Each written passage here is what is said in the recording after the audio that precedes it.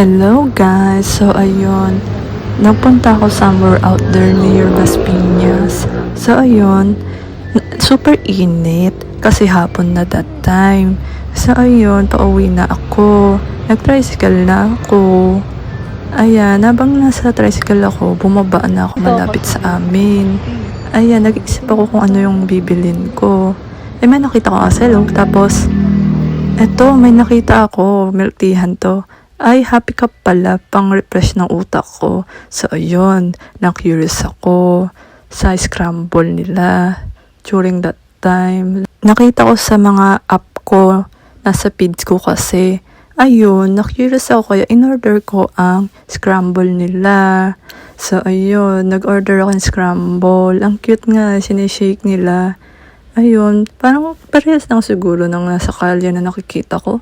Pero pinasosyal lang to na version. Kasi nakikita ko naman sila, ito ginagawa nila, sinishake nila. Tapos, ayan o, may powder na gatas. Tapos, may marshmallow. Parang usually lang nasa kalsada siya. Pero maayos na version siya. Ayun o, tingnan mo. Yung shake na may strawberry flavor. Tapos, may marshmallow na maliliit.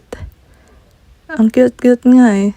Naalala ko nga dati, pinapadagdagan ko pa nga ng maraming marshmallow saka maraming powder na milk. Ba yun? Basta yun. Tapos, yung maraming chocolate syrup. Ganun, nakakatuwa kasi. Yung sa taas lang habol ko dyan. Tapos, ayan o, may maliliit din na chocolate na linalagay.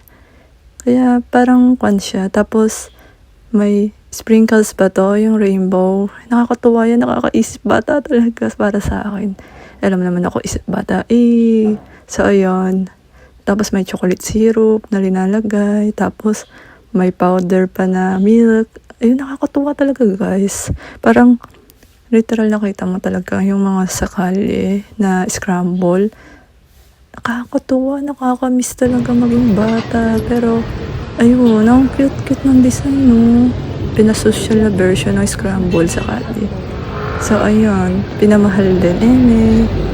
So, ayun, na-remember ko na naman tuloy yung college days ko sa elementary sa high school.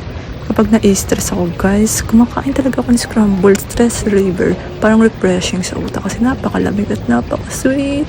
Ang hilig ko kasi matatamis eh. Ayun guys, ang cute-cute talaga.